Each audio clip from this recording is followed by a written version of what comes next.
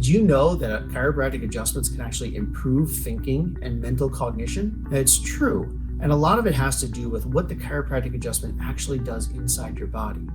Not only does it help turn off the sympathetic nervous system and turn on the parasympathetic nervous system, this allows us to get back to the homeostasis and allows our nervous system to function properly.